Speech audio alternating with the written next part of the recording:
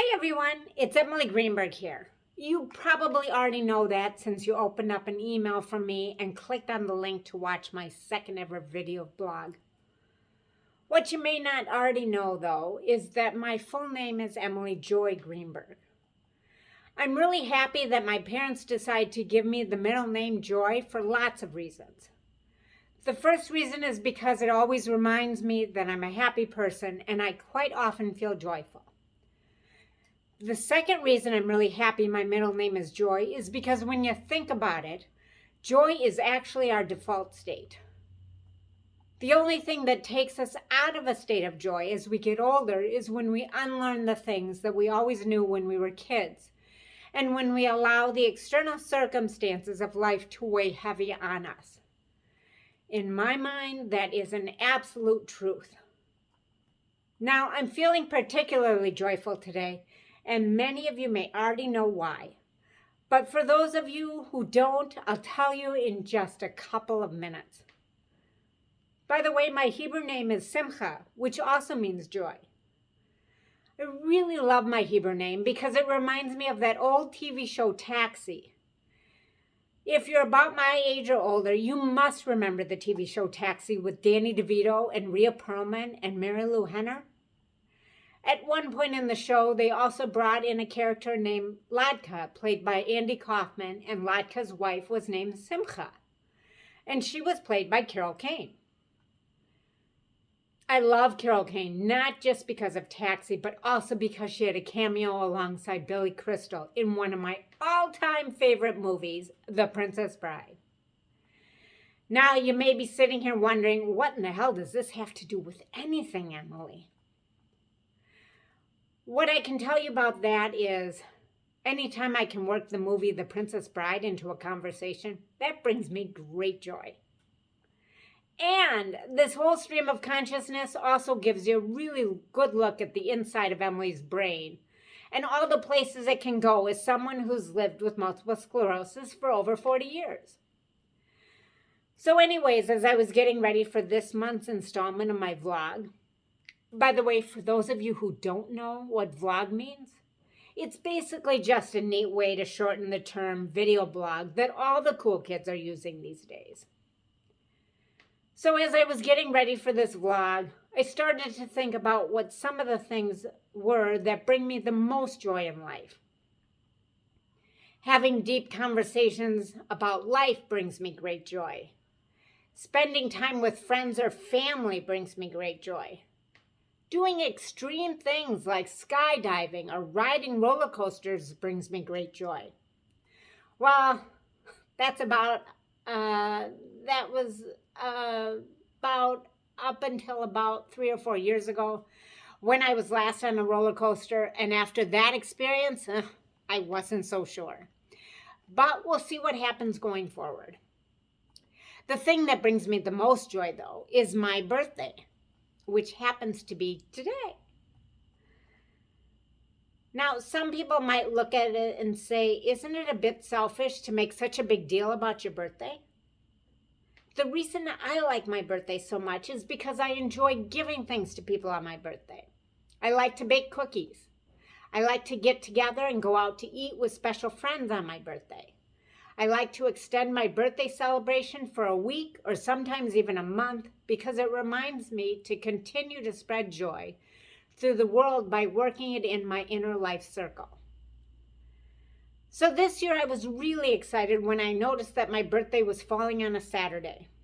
I thought to myself, how perfect. My birthday is on a Saturday and I can get together on the best party night of the week with a bunch of my closest friends and have a great time. What happened next, though, was that when I started reaching out to people to save the date, better than half the people already had plans. I thought to myself, how could anyone make plans on my birthday? And then I realized that it was the last Saturday before Christmas, which is always a huge holiday party day for everyone, regardless of what faith they might happen to follow. At first, I was a little sad. But then I realized that I could throw a nice birthday dinner in January, which would extend my birthday all the way into the new year. How perfect was that? Now, some of you may be wondering what my birthday looked like last year. I mean, we were in the middle of our second lockdown. I was still living in some level of fear about COVID.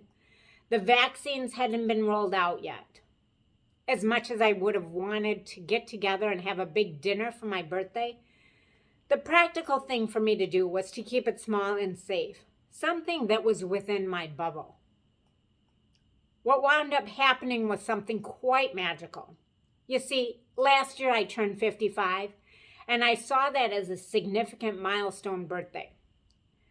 Since I didn't feel comfortable going out anywhere inside, and the outdoor dining season in the upper Midwest had long since passed, I planned an intimate little dinner with a few of my closest girlfriends, inside my own bubble, if you will. We got together and we cooked and we drank wine and we laughed and we shared stories. Everything was wonderful and I felt completely safe.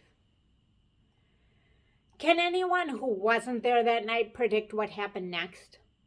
Yep, you guessed it. A day or two after our safe birthday party, we found out that one of the people there had COVID. Now, I wasn't mad at all, and I in no way attached any responsibility to anybody for the fact that I had been exposed. But I was scared. The next day, I went to get tested, and I waited a long 24 hours for results. And let me tell you, those were a very difficult 24 hours. Lots of things went on inside my head. What if I had COVID? One of the concerns I had at that point was I had a compromised immune system because of my MS, and I wondered if I might not wind up having a more severe case than many people who had with COVID. Even though I was scared, all the while I was very much at peace with everything. I realized that I made a decision to celebrate a day that was very important to me. I took a calculated risk, but not an unreasonable risk, and in my heart, I knew that everything was going to be okay. Sure enough, the next day I got my test results back, and I was negative along with all of my friends, and I just went about my life again, still being mindful and cautious about the world we were living in, but not allowing my fear to overcome my ability and my right to experience joy. So what do you do, my friends, when that fear starts to creep in and you start to unlearn how to be happy and feel joy? When that happens to me, I like to remind myself that every single day we get to choose. We get to choose whether we want to live in fear or whether we want to live in a state of joy. I choose the state of joy. After all, it's not only our default state, it's actually right there on my birth certificate in between the words Emily and Greenberg. I mean, how lucky am I? Well, that's it for this month, friends. See you next month in the new year with my third installment. Love and hugs to all of you for a joyful and prosperous new year. Ciao, ciao.